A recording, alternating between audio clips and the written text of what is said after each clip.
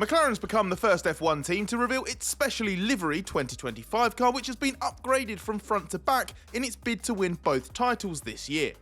The McLaren MCL39 broke cover at a Silverstone shakedown in a one-off papaya orange and black camouflage livery, as teams can't reveal their actual 2025 colours until the collective launch event at London's O2 Arena on February the 18th.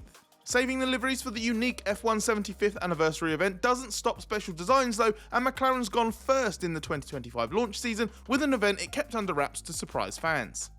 What was so great about this launch though is that it was the real car, because McLaren combined the unveiling with a filming day in which both Lando Norris and Oscar Piastri shared driving duties over a maximum of 200 kilometers. So we saw images of the actual MCL39 for the first time and heard from both drivers plus McLaren team boss Andrea Stella, and that meant there was a lot we could learn.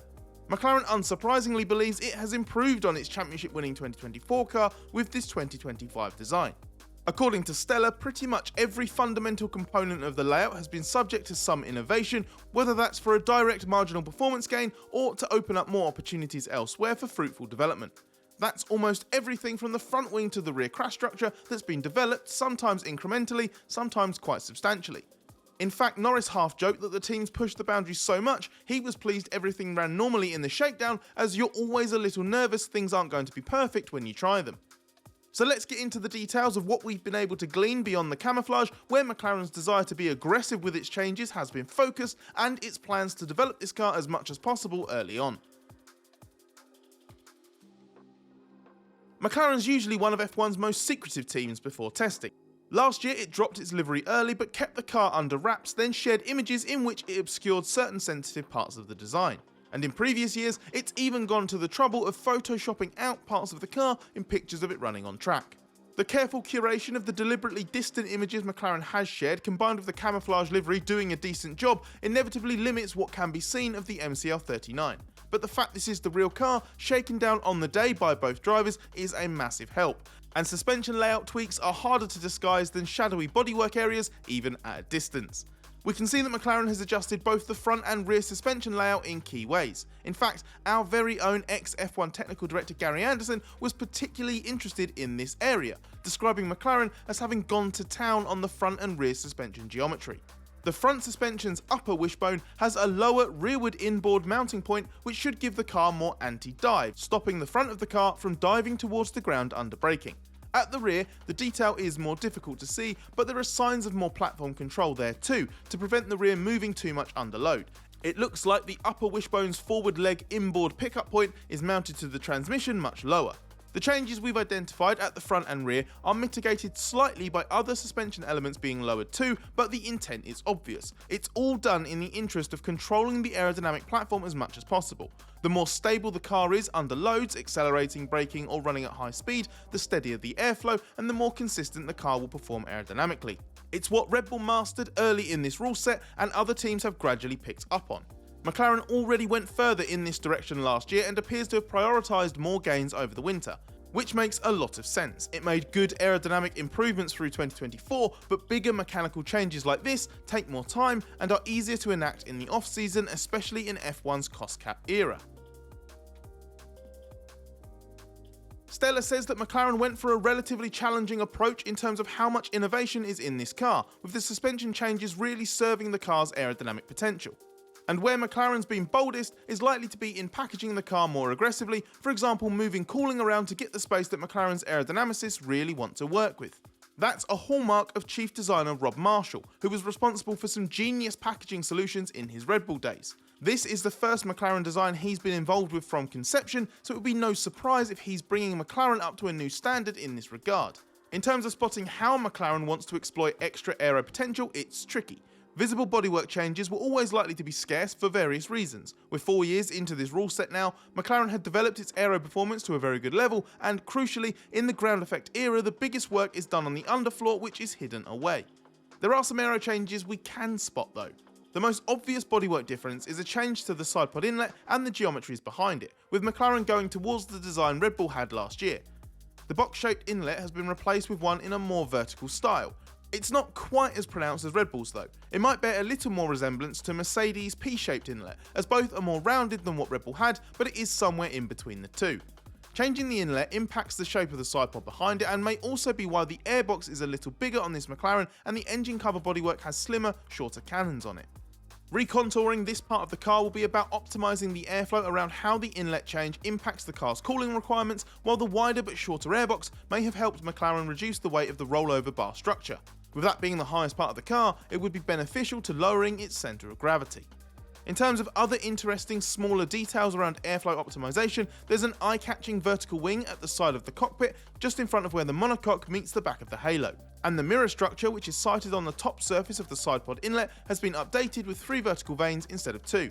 At the very back, the engine cover looks to have a shorter tail, so doesn't extend as far to the rear wing anymore. But as we've come to expect, the front and rear wings themselves look very similar to what McLaren ran in Abu Dhabi at the end of last year. Stella says this car is pretty substantially what will be tested in Bahrain, but the wings are an easy component to bolt on later. So we would expect to note a bit more obvious development in these areas for testing, especially as Stella's claim about the car being upgraded all over started with a supposedly new front wing. It wasn't just a case of seeing the images McLaren released from its Silverstone shakedown, the race was among the selected media present at the team's launch event, hearing from Stella and the 2 drivers. We asked Stella about the extent of McLaren's changes for this year and how similar the car we saw at Silverstone will be to what runs in the Bahrain pre-season test at the end of February. Having heard the answers firsthand, here's John Noble to explain what was said and the impression McLaren's car launch left. So we're here at Silverstone. Behind me is where the McLaren's been testing today. A bit of a surprise for everyone the car's run today. Car is interesting, as Scott's obviously explained some changes. We've seen changes to the suspension, the side pods, inlets. Andrea Stella spoke openly today about this being a car of innovation. Actually was quite interesting in what he said. He said every single part from the wing at the front all the way through to the gearbox, about every part has been improved, whether it's been weight taken out of it, whether it's been done for aerodynamic efficiency, whether mechanical gains. There's a lot of change in this car. So while it doesn't look radically different, while there's nothing that screams, innovation and an amazing kind of revolution for Formula One, it is improved. The basis of it primarily is about aerodynamic efficiency. So they've tried to kind of narrow down what they can do, try and boost that straight line speed, try and boost the playground the aerodynamicists can have as well, to try to push things forward. So I think they're pretty clear that based on how close things were last year, if things have remained that tight this season, they need to push on, because the danger is you slip up, you lose 1/10 with development this year, suddenly you're 8th and you're not getting points, you're not fighting for that world championship. There's a big push.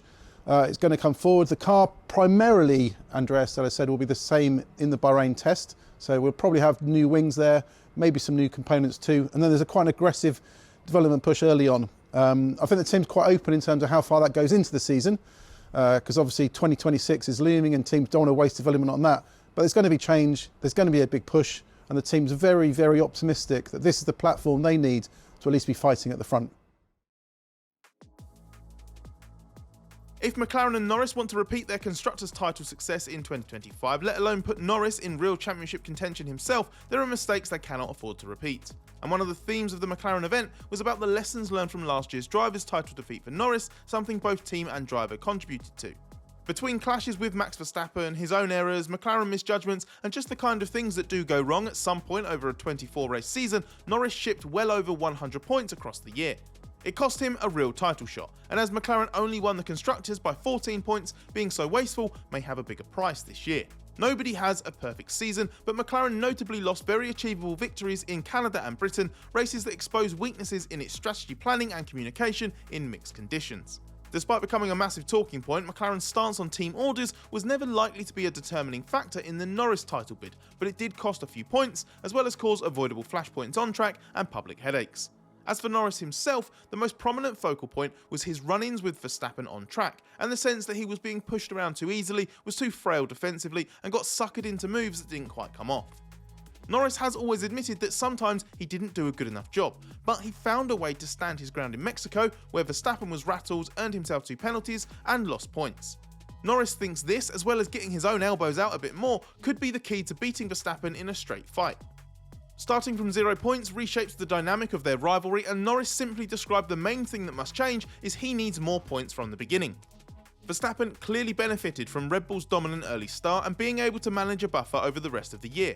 Norris says it changes the mentality of every driver, and it'll be Verstappen struggling under the pressure of turning it around if Norris is the one who starts better this season. Stella reckons that Norris has shown he now has all the qualities and skills to become a world champion, and McLaren's main lesson from 2024 is that it must give the drivers a car that can fight for podiums and wins right from the start. That intent is evident in the scope of the changes already visible on the car McLaren's now launched.